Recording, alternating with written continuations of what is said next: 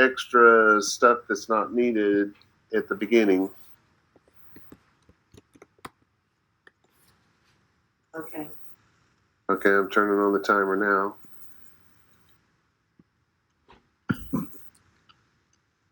All right, so this week we pick up with Shemot, which is also known as Exodus chapter 40, verse 29. Well, did I actually finish 28 last week? Because I got up right in the middle of one and had to leave, if you recall. I remember you talking about it actually ending. We may have started 29. Well, to back up a little bit, I had some trouble last week, had to cut it short, but the translation for 28, chapter 40, verse 28, and he placed the covering at the entrance of the Mishkan. And we were talking about this verse showing us that even though the text says that or indicates that the covering over the chest itself, the little ark,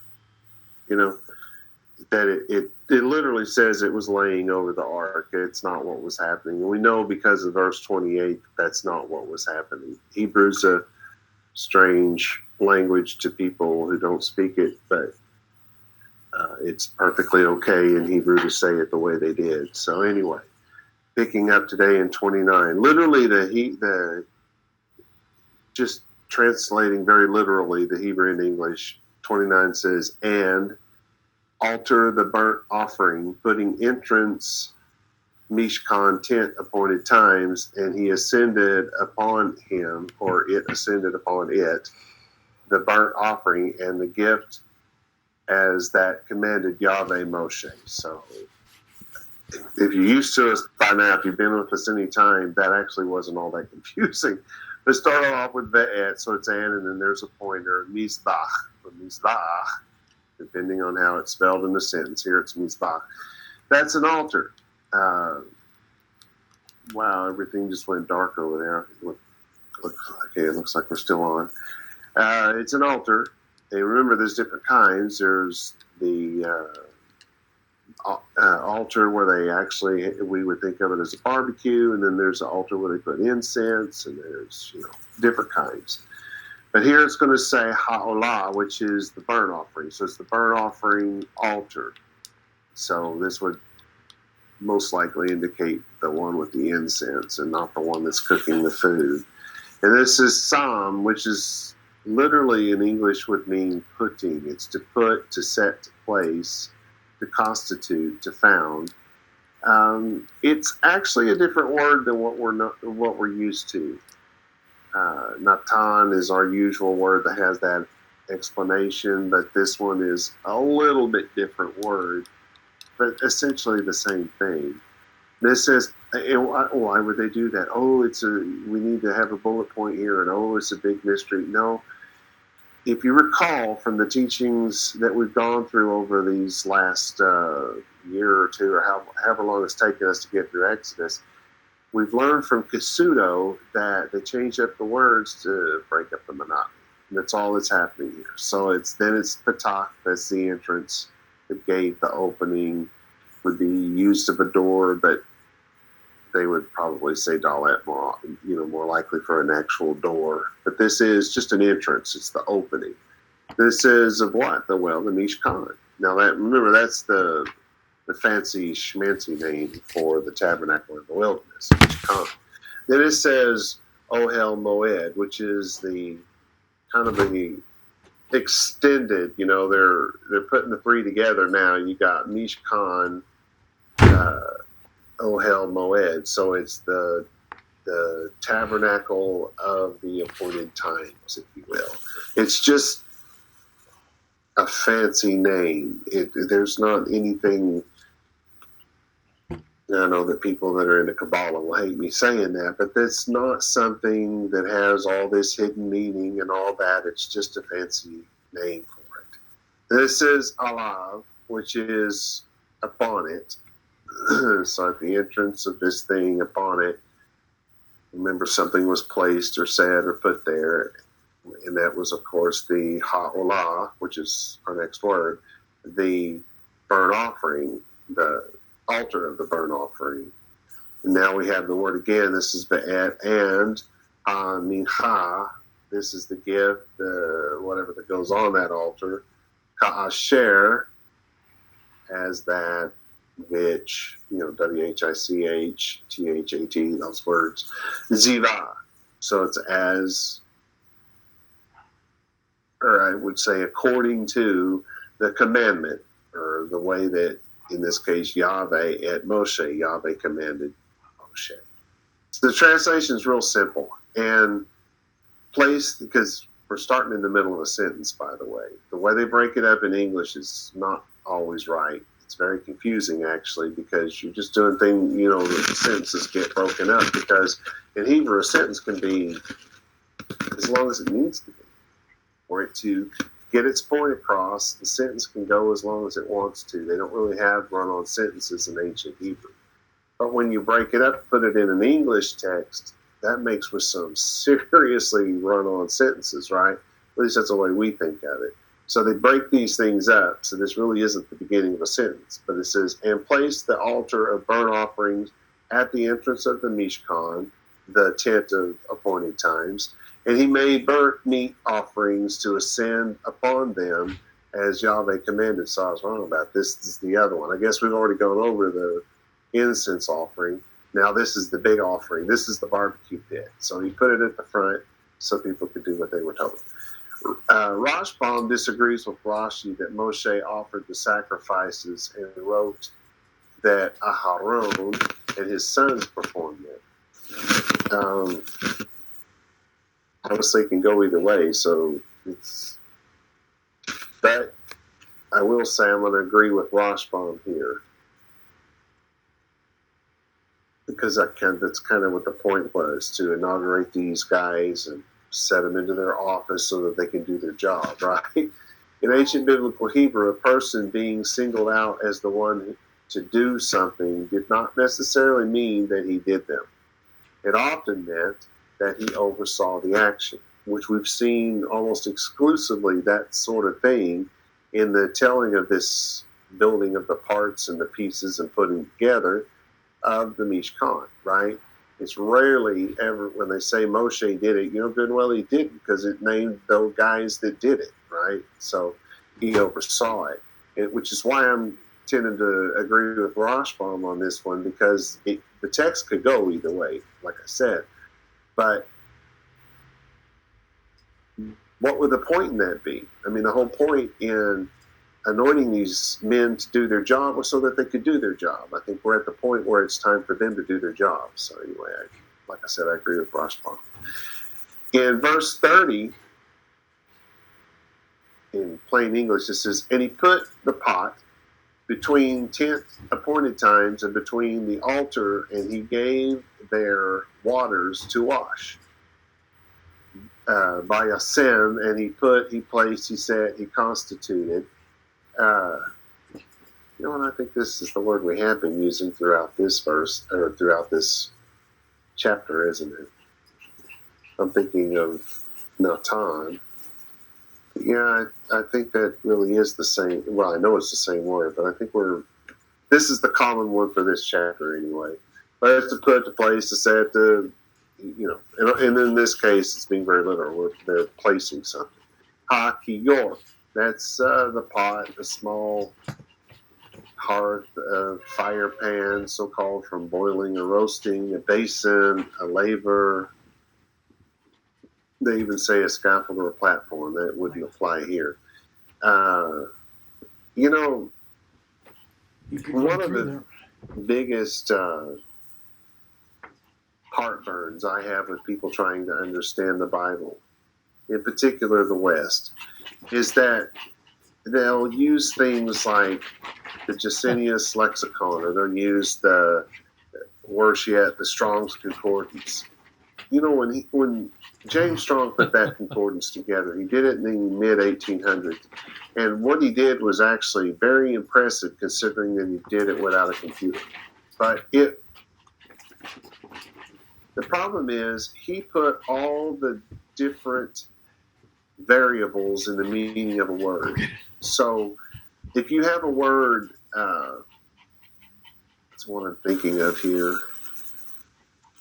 Yeah, let's go back to the sem word. To put, to place, to constitute, to found. It's a foundation. It can be used of a statute. Why? Because a statute is a foundation. It establishes law. To impose on someone anything to be done, to make them do something.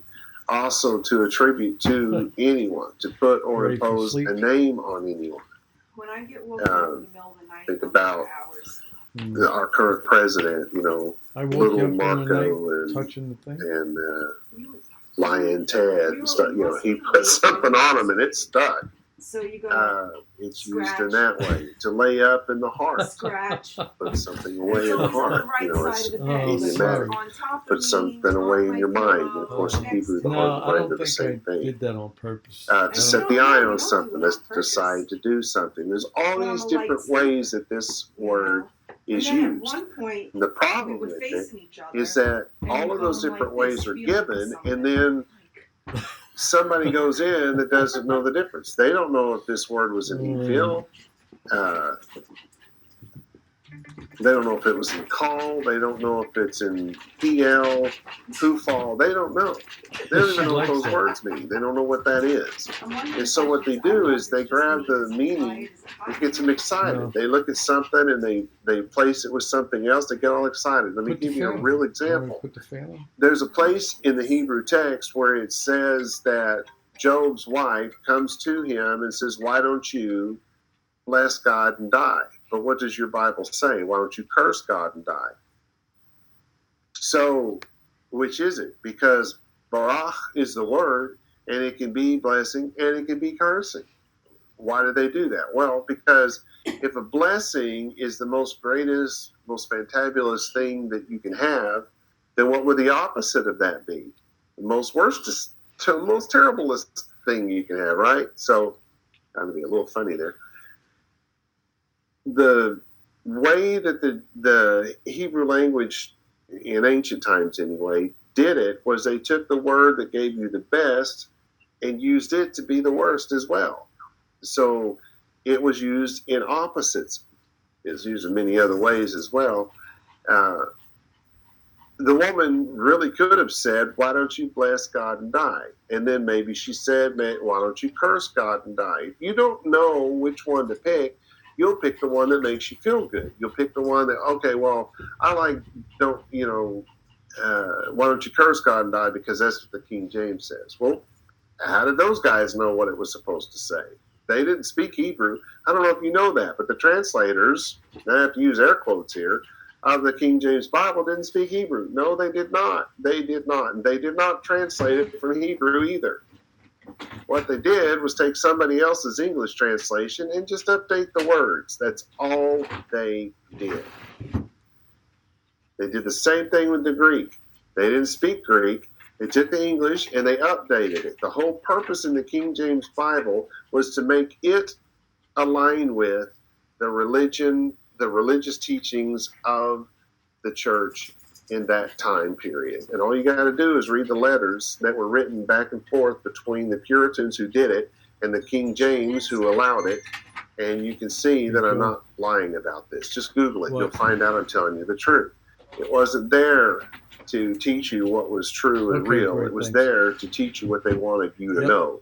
Whether Tell it them was to come around true the or back. not, they Just didn't put care. them through the gate. All right. So yeah. people pick, I'm in okay, service. well, the King James says Yeah, it, so I service. believe it, therefore it's Till settled. noon. Okay, well, that's fine if that's what you want fine. to do. But That's what fine. if you're wrong? Okay. What if it was wrong? Great. It's wrong Thanks. many times. In fact, it's Okay. wrong All right, most love of you. the Bye. time. Chairs are coming. Well, that's about going to an get you hour. in some trouble.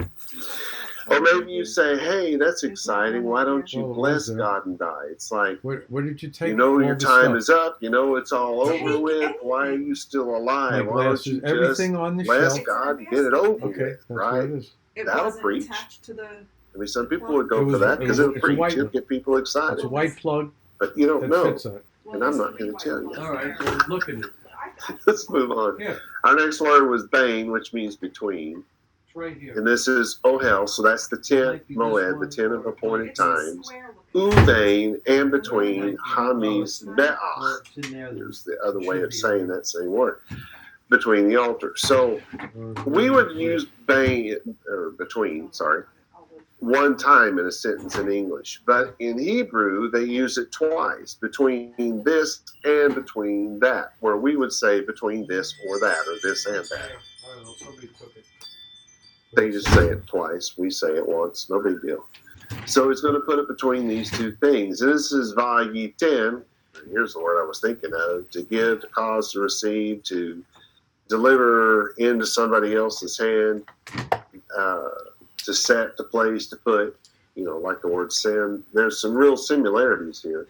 And they are being used pretty much the same way as well. Then this is shama, sham, right there. Sham, sham, sham, sham, sham. It's in the feminine, so it's shama here. Sounds like the other word, shema, Yisrael, right? It's just a sound-alike word. This is sham. Ma'im, pointing at the waters, the waters, right over there, the waters. Le rachza, to wash. So your translation. And he put the pot between the 10 of appointed times and the altar, and he placed the water for washing. I had to add in little square brackets and squiggly letters in it.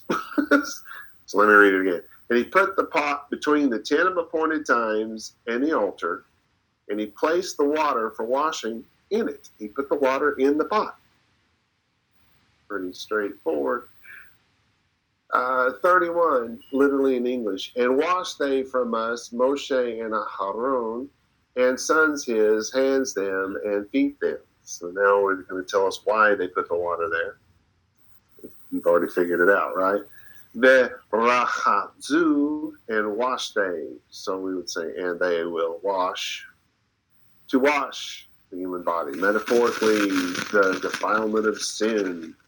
That's very Western. It doesn't really belong here in Hebrew lexicon. To wash the hands in innocence, in other words, to declare oneself innocent. That's New Testament stuff being put in a Hebrew dictionary, which it shouldn't be. To wash oneself, to be washed, to wash the body, the garments. That's what it means, and that's all it means. Mi menu, which is literally from us, to wash from them.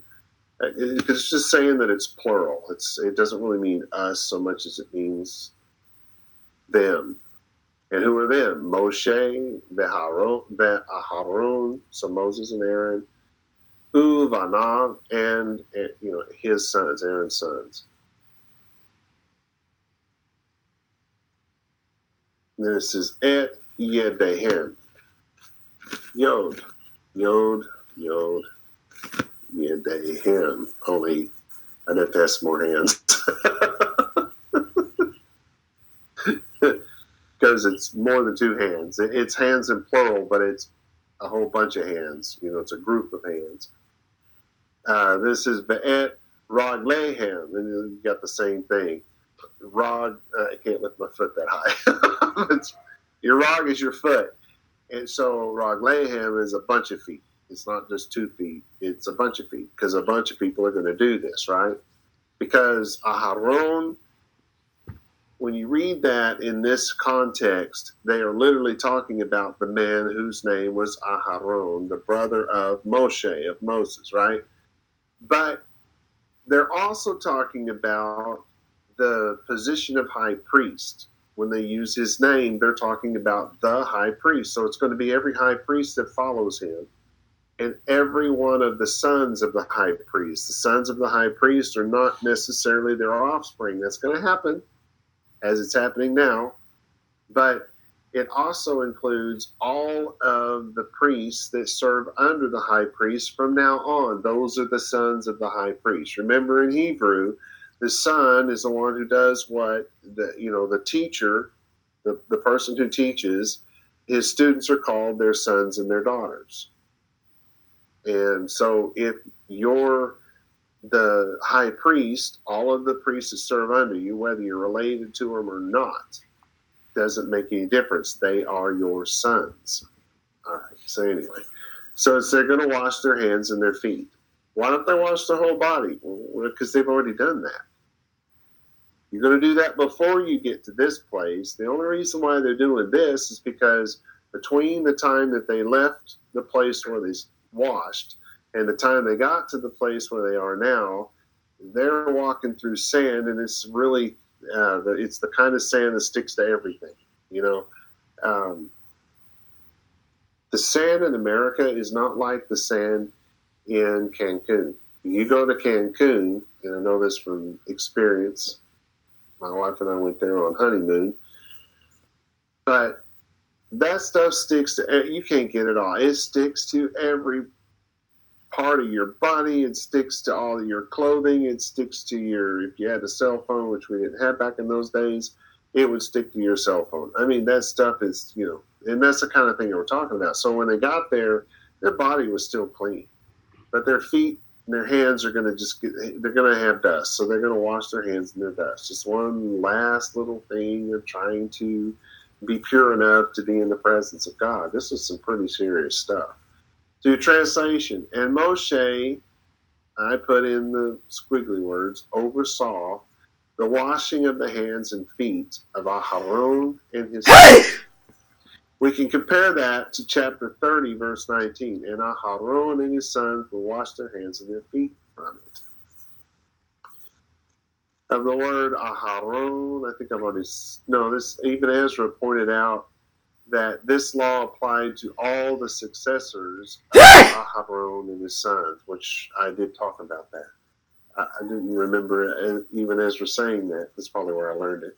All right, from the words from it, there at the end of, where were we, 30:19? The Babylonian Talmud in Zebachim 21a tells us that the Kohanim could only wash their hands from the water that flowed from the laver, not from the water in it.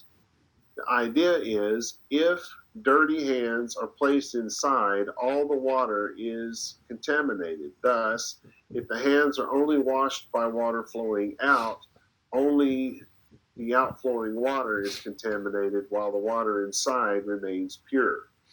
All right, well, I don't know how they got a waterfall to fill the basin and get it to flow over the basin so they could all shower their hands and feet like we do in our kitchen sinks now, or in our showers or whatever, because I was thinking washing the hands, but the feet thing, I couldn't get my feet in my kitchen sink. I did, we'd be calling 911. I'm just saying.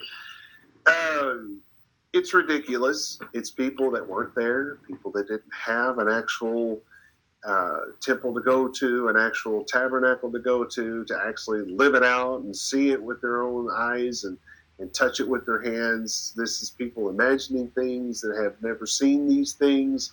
It's actually quite ridiculous. Anyway.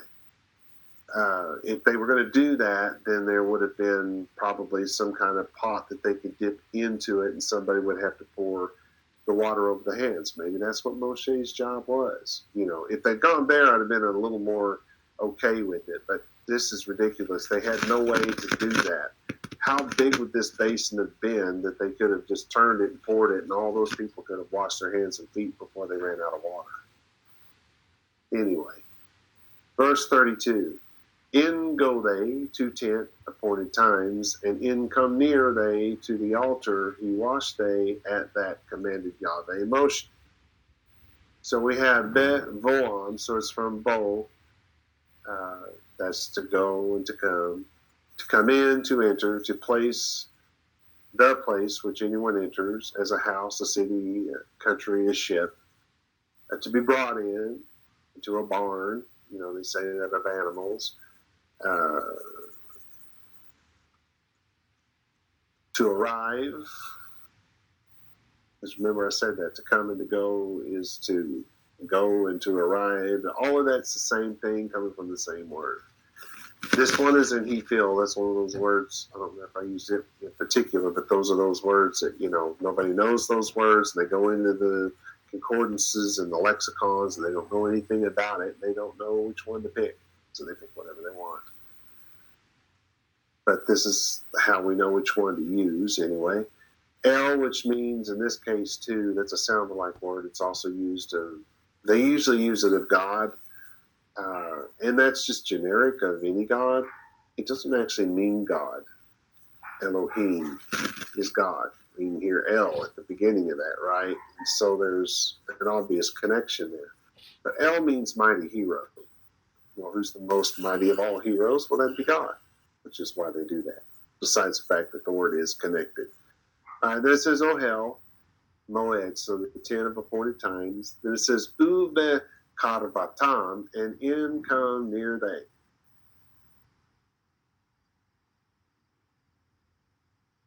Boy, if Bo's in the middle of that somewhere, I don't see it. It ain't come near they. Approach, to come near, used of men, yeah, it's not the same word.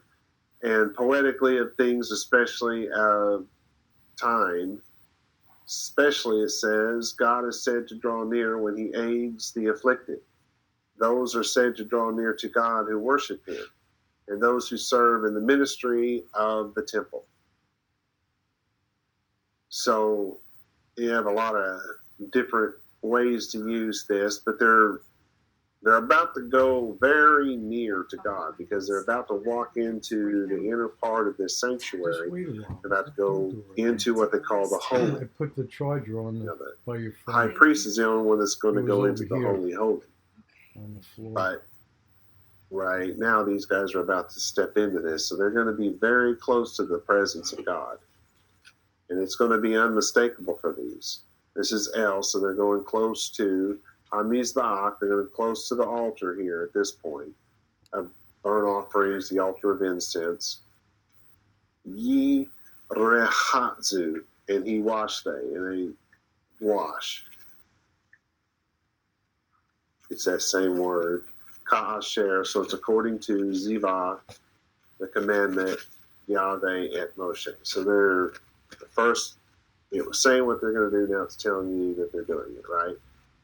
They went into the tent of appointed times and drew near to the altar and washed as Yahweh commanded Moshe. We can compare that to chapter 30, verse 20. When they enter the tent of appointed times, they will wash in its waters and not die. Now that's idiomatic. Also, when they draw near to the altar to minister, to make sacrifices and burnt offerings to Yahweh. Of the words to minister, Kasuto said that this qualification to minister was expressed because the Kohanim often approached the altar for reasons other than to minister and would thus not need to wash. He has nothing to base that on. He's just all conjecture. But I don't disagree with it either. I think he's probably right, but you're still in the area of conjecture and not absolutes here. So don't ever teach that as an absolute. All right, verse 33. And he raised the court round about the Mishkan. So first, they built the materials, and then they lifted up the Mishkan, the tent. Now they're going to raise, remember there's fencing that goes around it? And he raised the court round about the Mishkan and to altar, and he gave covering gate the court, and he finished Moshe the property.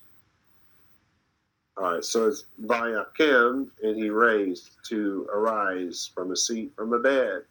It's the base word here is kum, kumah. There's an added sense of urgency of purpose to arise. Oh, I've said that. All kinds of different uses here, but I don't think it's important. Et, which is a pointer.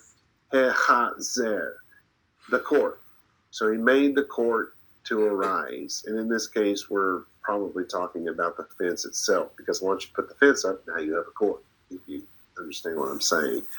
A place surrounded by a fence, a court, an enclosure before a building, especially before the Holy Tabernacle and the temple. Savim, so that's round about, all the way around it. Even though it's not going to be a circle tent, it's not the fence is not in the circle, but it's the tabernacle is a rectangle, so the fence is going to be a rectangle all the way around the tabernacle. La Mishkan, that's the tabernacle. La Mizbeach, and to altar, literally. So this is, and the altar, Vayiten, he will place it. It's the word for give, but that's to put, to set, to place, like the word psalm. I got confused earlier. He's going to place it, says Masach. So this is the word for covering. Sha'ar. That's a gate. Because remember, the gate here is not some metal gate. It's not some wooden gate. It's not, it's not like that. This is a material. Remember, it's the material that looks like the entrance of the Mishkan, and looks like the, I started saying like the veil of the Holy of Holies, but there's similarities, but they don't really look. The entrance and the gate are the two that look alike. It's just that the gate's going to be smaller, right? And it's about the size of what you think of as a gate. That if you have a one-car gate, I don't know what length that is, but it's about that same size. It says He'atzer, that's your word for court. So it's the gate for the court. Vayachal, and he completed. He finished. He made ready. He accomplished it. He fulfilled it. So to hit on a nerve here, I'm already, in trouble with the Christians anyway. I might as well keep going. There's this idea that has come along in Christianity just in the last 60 or 70 years. This is not something that Christianity used to believe. It's something that they believe now because they've drifted so far off from where they were. But they go around saying, we don't live by the law, we live by grace. The grace of God is the law.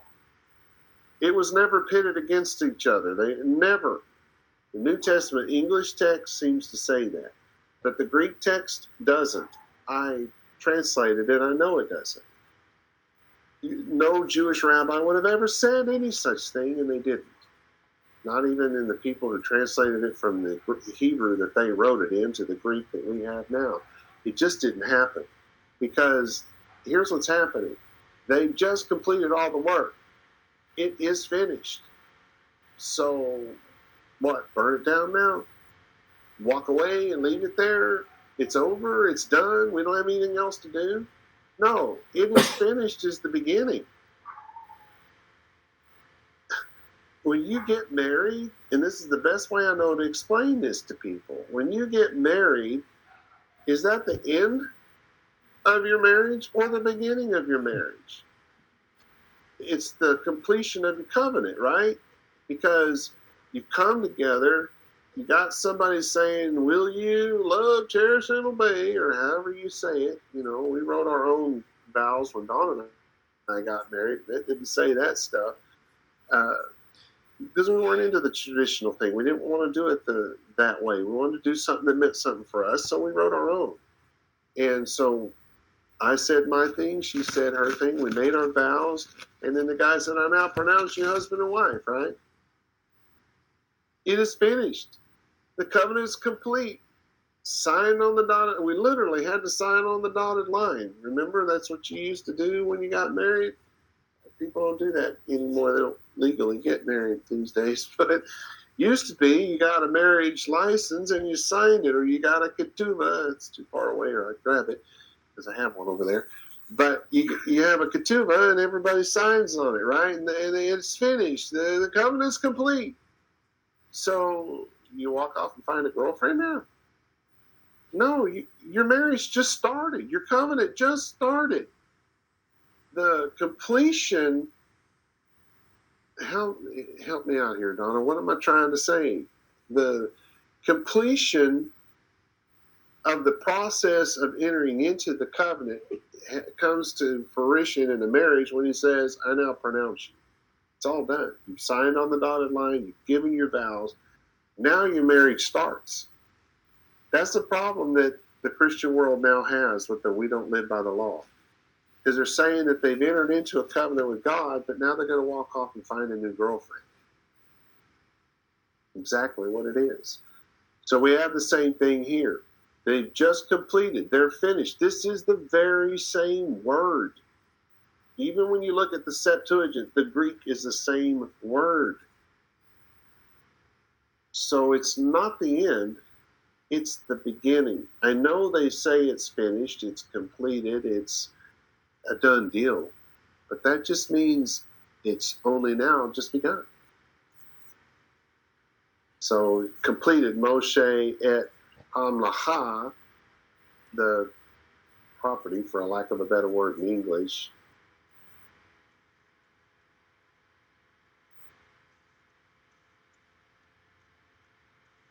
They use this, the work of an artisan. They use it as property, the wealth of anyone, the cattle. It's difficult. This is one of those words that just doesn't translate well. So let me give you the translation. And he raised the court around the Mishkan and the altar, and he placed the covering of the gate of the court, and Moshe completed the work. Now, you know Moshe didn't do all this, right? He oversaw the completion of the work. So at this point, it's done. Verse 34. What? There's something after it's done? Yeah, of course there is. And he covered the cloud 10 to 40 times in glory, Yahweh, fully Mishkan. This is the cool part. This is where it begins. Via Has. And he covered, is to cover over, to put on, to be hidden, to conceal. You know, that's what we call this, a covering, right? And so when we pray, we go into this, and I've told you this before, this is what the Jews called the prayer closet. And this is what they called shutting the door, right? And what's that supposed to remind us of? It's supposed to remind us of this very thing, this cloud that came down over the holy place. Exactly what it's supposed to remind you of. And here we're seeing it, biblically speaking, for the first time.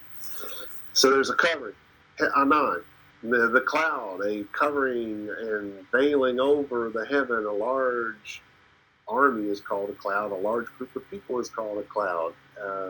Anyway, this et ohel, so it's the 10th, moed of the 40 times, uchevon.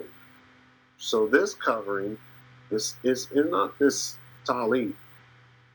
This covering is the heaviness, the honor, the glory, the majesty, the splendor of God just came down over the tent.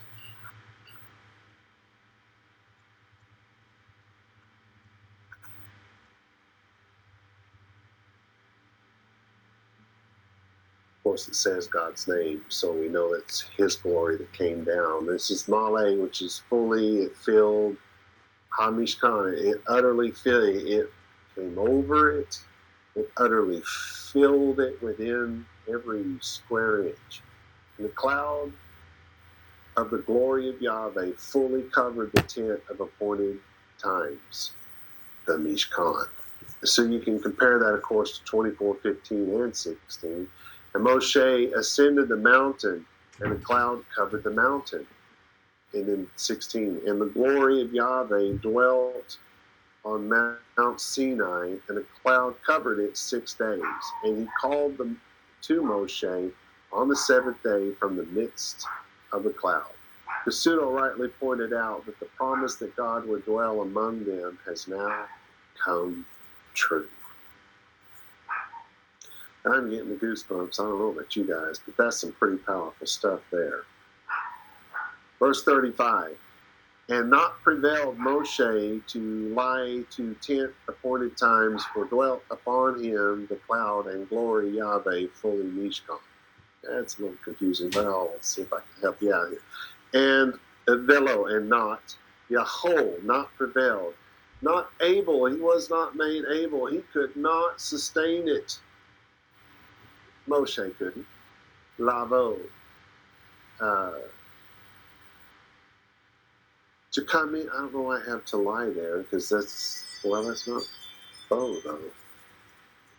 Oh, I see, they've added the bow. It is bow. To come, to enter. He wasn't able to. He couldn't move. It was so powerful. It was so complete and so utter. He couldn't even move. He couldn't go in. Whoa, man. To what? Oh, hell. He couldn't go into Ohel Moed. He couldn't go into the tent. The glory of God was so thick and so heavy and so powerful and so overwhelming, he couldn't do it. For Shahan, for dwelt alav, upon him or upon it, ha'enah, the cloud. The cloud, he couldn't go in because the cloud was just dwelling on it and in it. It was over it. It was in it. It was above it. It was below it. It was through it. It was thoroughly permeating everything. And he just did not have the ability to go in because this cloud, the uchavod, and the glory and the heaviness and the weightiness of Yahweh Malay fully et HaMishkan fully filled that tabernacle. The translation, and Moshe was not able to enter the tent of appointed times because the cloud of the glory of Yahweh fully covered and permeated the Mishkan.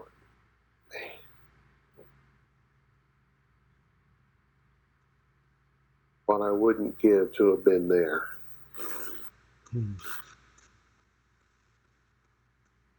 36. And in the ascending the cloud from upon Mishkan, he went they, children Yisrael, in all from pulling up tent stakes, breaking camp they. The breaking camp I've added. Uve ha'alot, and in the ascending is to go up, and when it was taken up, they're just moving right on. They're not going to dwell on that. I guess it's too heavy to just stay there and dwell. Ha-enan, the cloud. See, all my life, I saw it in my mind as there was this cloud by day, right? And it kept everybody shaded. And so when that cloud drifted off down the road, okay, time to take down the temple and follow the cloud. No, it was when the glory of God left the temple. They packed up the temple and followed the glory of God, not the cloud in the sky.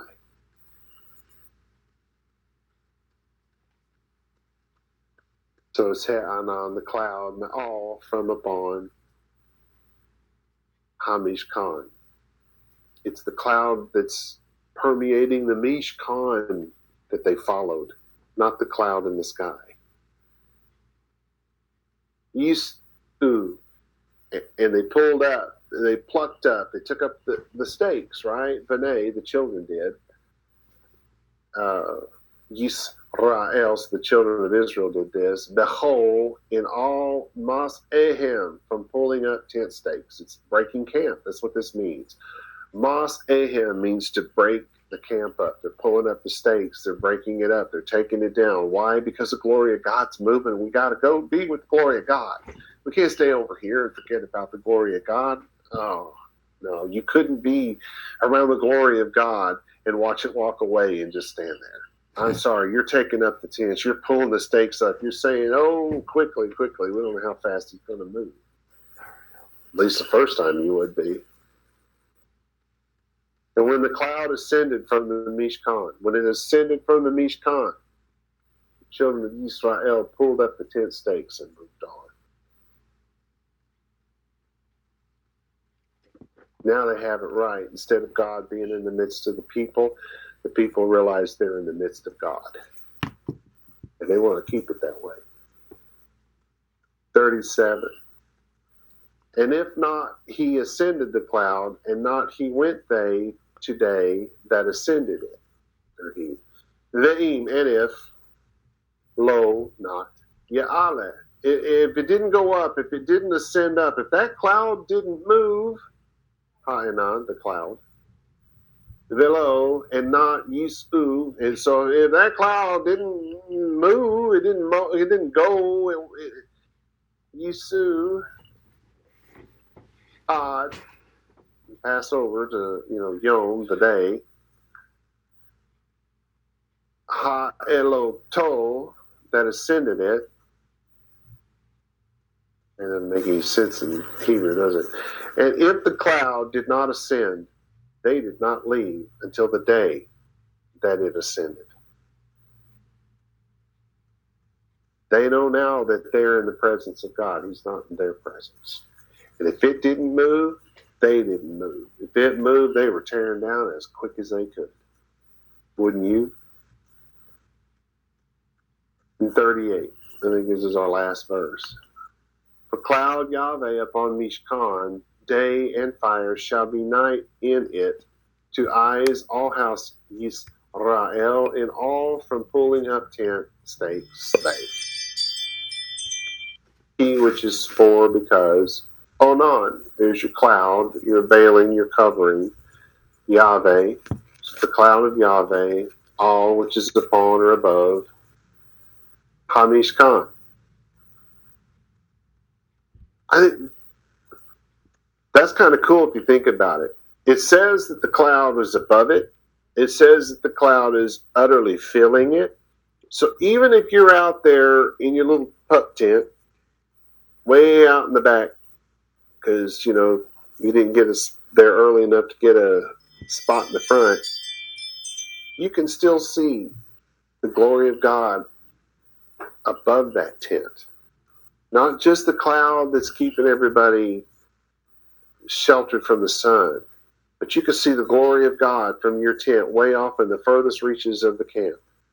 You can still see the glory of God above that tent. That's a pretty neat thing. It's Yomam, which is days in plural. The Esh and fire. So the days, that's fire. Tia shall be. Lila, that's night.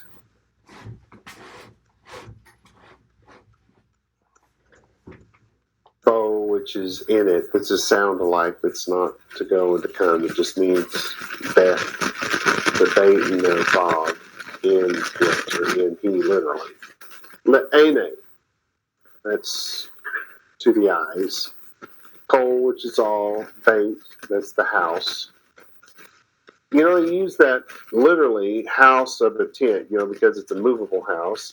House could be used of a travel trailer or a trailer house, because again, they are movable houses. House can be a house that doesn't move, unless some force of nature acts upon it. But, a permanent house, and the house can be the tabernacle or the temple of God.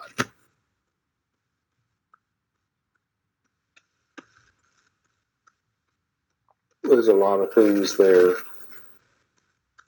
This is Yisrael, the whole, in all Mas-Ahem, holding up of the stakes. So your translation, for the cloud of Yahweh was on the Mishkan by day, and fire was in the night, in the eyes of the house of Yisrael, when they adjourned, what? I think that's supposed to be journeyed. I really missed that word. I have journeyed when they journeyed. Well, I guess I should talk about that a little bit.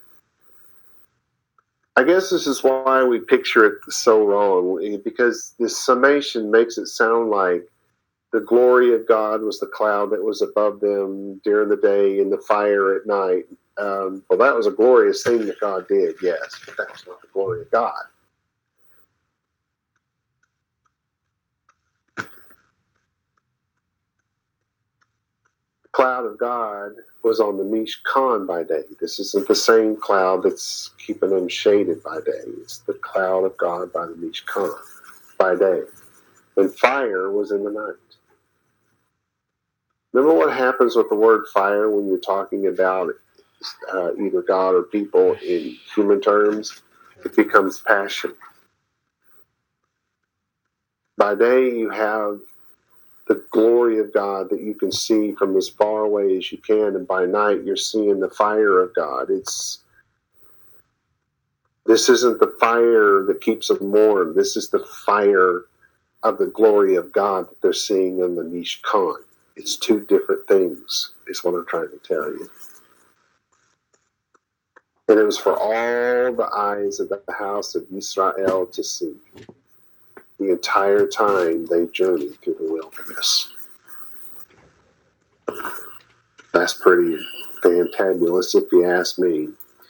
Well, we have concluded our walk through Exodus now, not just through the chapter, but through Exodus. We are completed. We will start another chapter real soon. Shalom, shalom, y'all.